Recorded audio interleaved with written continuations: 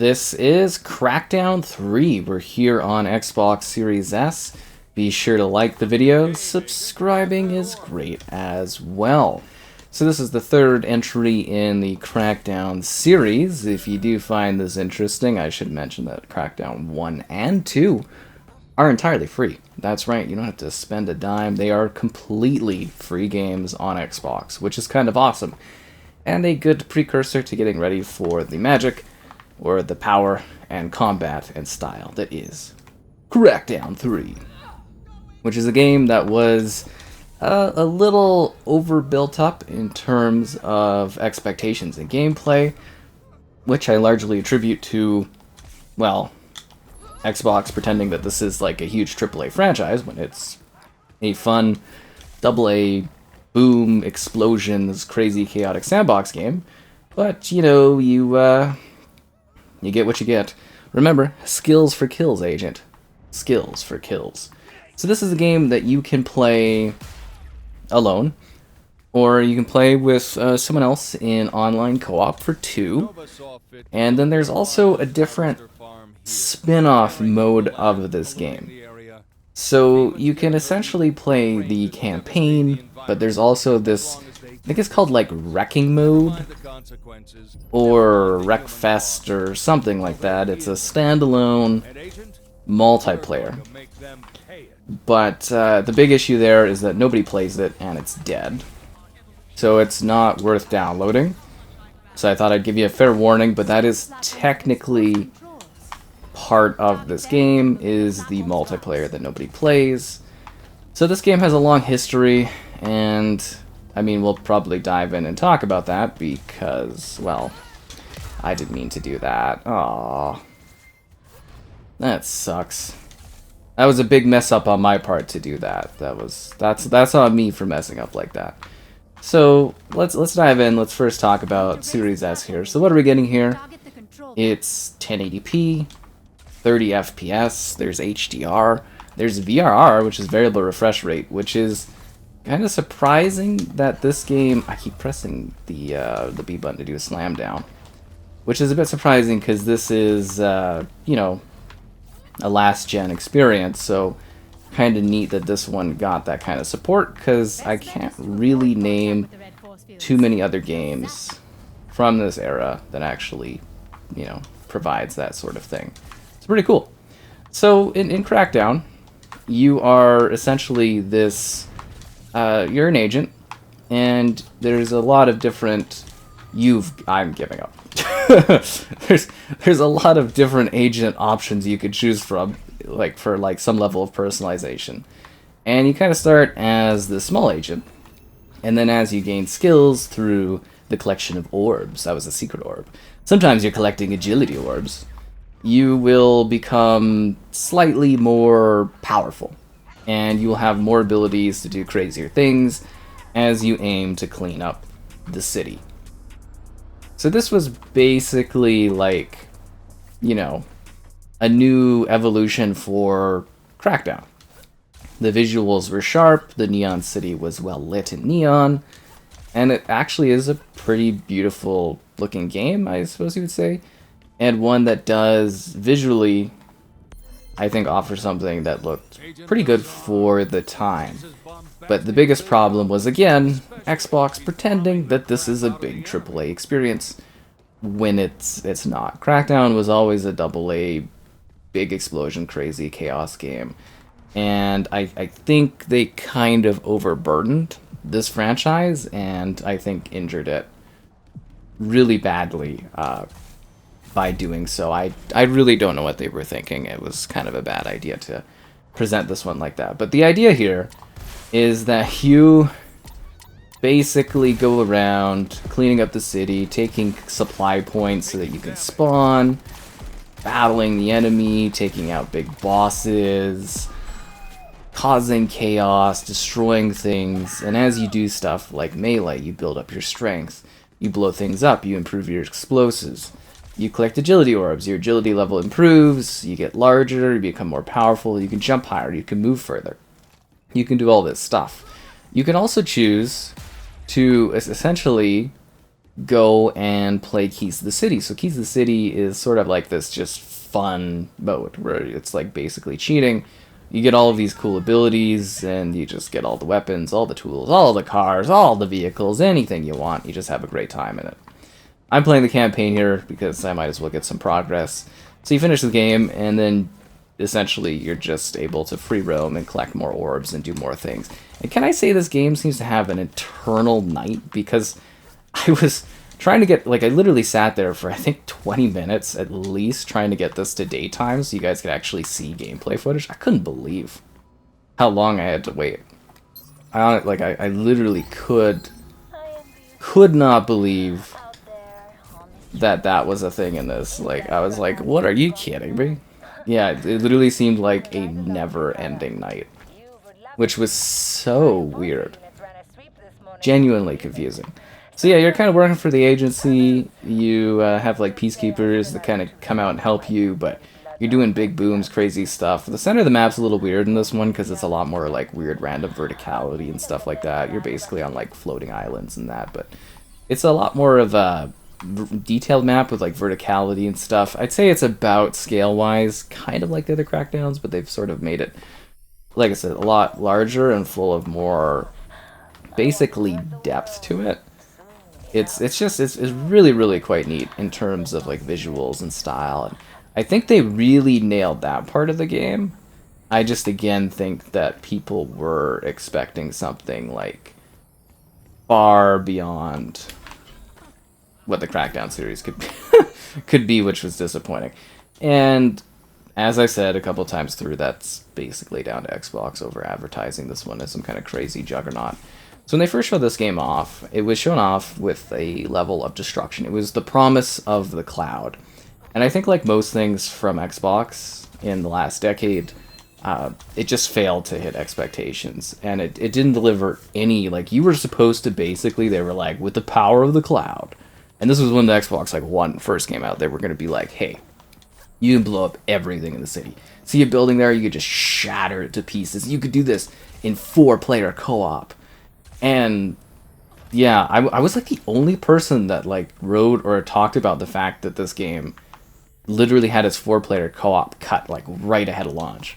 I was like, no one else cares that this was supposed to have 4-player destruction co-op? You could go watch the original trailer and, you know, I don't know, I guess I was the weird one, but yeah, they kind of really over-promised on this for sure. I still think this game is a lot of fun. I still think it's a solid game.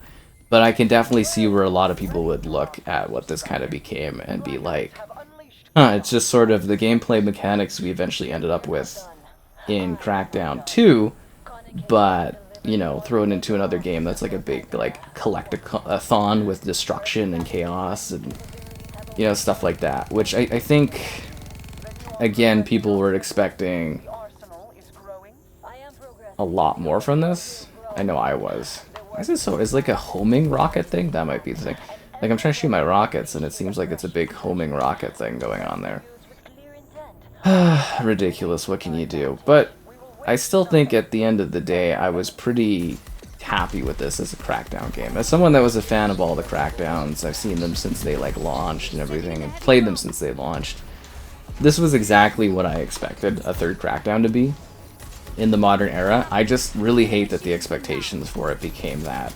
Because at the end of the day, essentially, instead of like a fully destructible city of chaos, it was still a city where you do crazy explosions, and it's got cool action, and a wild, like, again, the city is so beautiful, like the neon lit setup, and I like what they went for aesthetically and gameplay wise, and it all runs pretty well, it looks pretty good. A little surprised it never got a current gen update, but, you know, I don't think it necessarily was a very big hit for them either.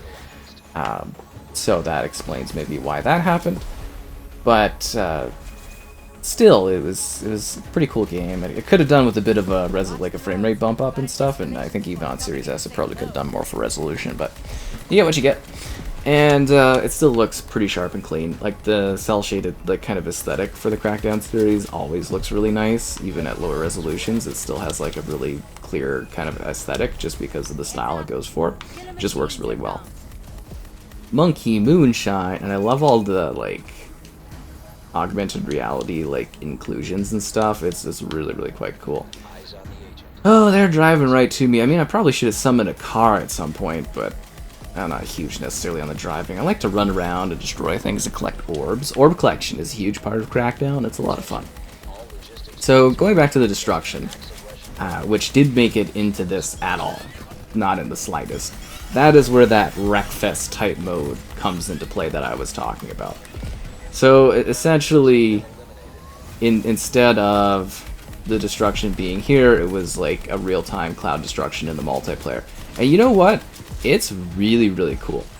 As I said, I don't think you're able to find anyone at all playing the multiplayer. But if you can, it's really neat. I think I have footage of it on the channel too, actually, when people were playing it like launch for like a week. It was really interesting because essentially like every part of the multiplayer you could destroy, so like buildings and everything like that could be shattered.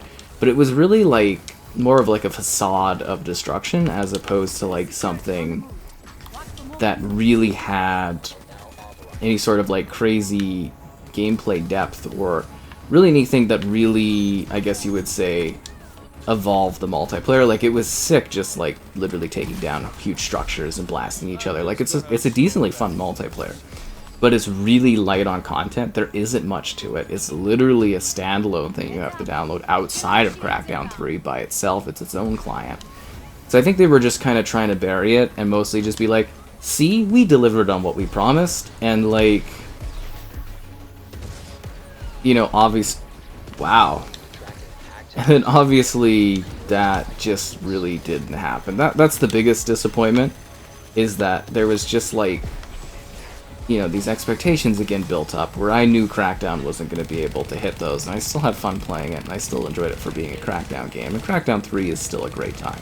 It really is. Like, if you come in here and you're like, I want to cause big explosions, I want to destroy stuff, I want to go in a city and just be wild and, you know, maybe play with like a buddy or something like that, this game really is quite perfect for that sort of thing. It's colorful, it's vibrant, you can just cause all kinds of destruction and chaos. It really is something that, as I said, did not quite get the love that it really deserved, because it was a fine game. And then there was a huge social media push from, you know, Terry Crews was like basically the face of this game, and then I don't think he's talked about it since, which is kind of a shame because he legitimately seemed really excited to be like promoting it and stuff, and then basically it kind of came out and then, you know, it just kind of, his interest in it vanished, and I was just kind of like, aw, dude, I thought you were really behind this and pushing it and saying it was going to be a big deal. And then, you know, when your game's mascot, like individual, like actor, celebrity that's pushing the game kind of like bows out, it's like, oh, that's not good. Yeah, because they're literally paying him to be excited about it, and then he's a playable character in this though, so that's kind of cool if you're into like, you know, Terry Crews and that. He's like the main face of the agents or something, and yeah, it's kind of neat. I don't know, just another little fact of this one. And that's the big thing, is like they really tried to kind of evolve the chaos, evolve the madness, add all these cool like environmental things, all these new challenges, all these new things to explore, all these new racing experiences you could do, all these different enemies and locations, and like from a visual standpoint, it's really quite great. And it's just sort of like, I think some people kind of don't really give this one a fair shot. Like, I'm literally sitting here being like, hey, if you just want to do chaotic destruction and blow things up and like grab orbs and everything like that, which is what Crackdown is, you'll have a great time playing Crackdown 3.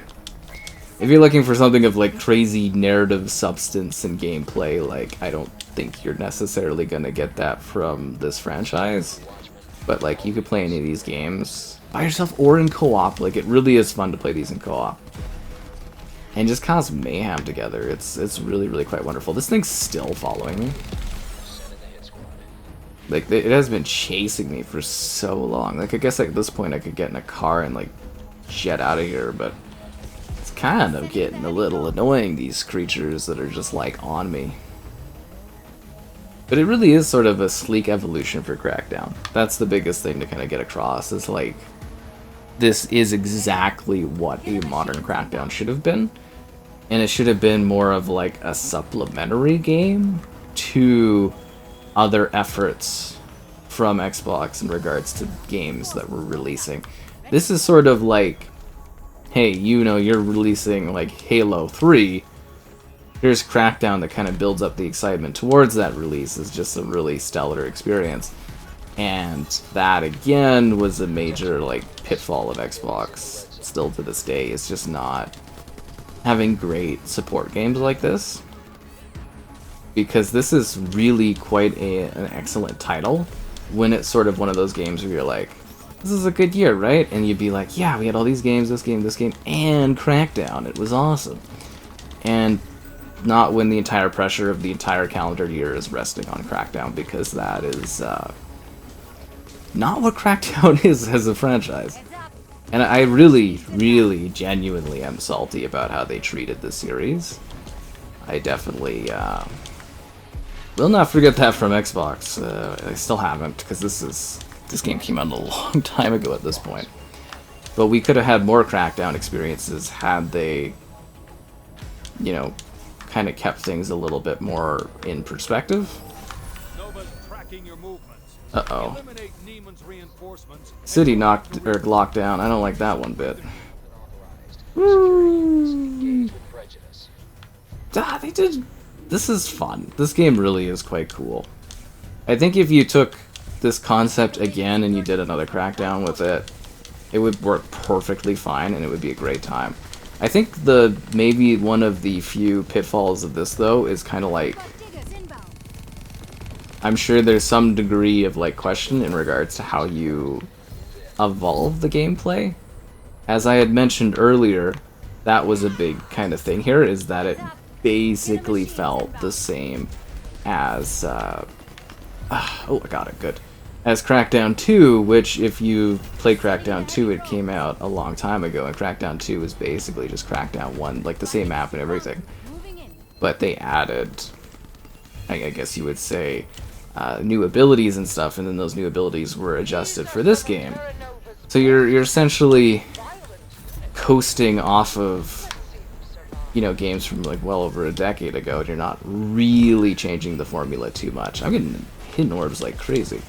44 out of 250. I do such a bad job of orb collection in this game. So that's the thing, like if you like that gameplay loop where you are like literally sitting there and you are orb collecting and gathering and finding hidden secrets and just like doing all that kind of stuff, like this game is just chock full of those moments. It's really, really quite exciting. Like you literally, jeez, can just collect and gather things to your heart's content. And I think that makes this kind of special. Just being able to do wild things. I'm getting chased by everyone out here. I'm doing what I can. Yeah, it's a homing missile. That's my problem right now. Which I guess the homing missile's good, but I kind of like the rocket where you just go pew, pew, pew, pew, just kind of blast stuff.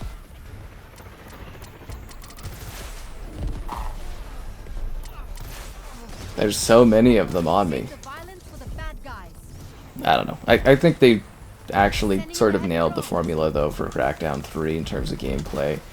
I guess the biggest pitfall is just not evolving it past that concept, and I can see where some people wanted more, and of course they never really delivered on that promise of like a truly cloud-driven destructible world. And it just kind of, for a company that's all about the cloud still, they've never actually showcased anything that really showcases the value of cloud gaming in regular games. And I think that's a major problem, because it literally took a decade, and the cloud thing in this was like bust in less than a week. And I think they knew it was going to be a failure like that, because they literally, you know, split it off from this game, so you didn't even have to download it as part of this package to try to keep the install size down here.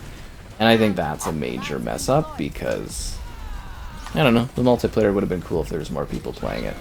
But hey, it's a single player and co-op game. It's not a bad time, something you can have fun playing. Holy, they were on me there. And Crackdown 3 is probably something to take a look at and see if maybe something you could have fun playing, because it is a vibrant, visually beautiful game that just kind of, I think, gets ignored by a lot of people when it's actually quite a lot of fun to play. It has a great sense of scale to it. Oh, Achievement, cool.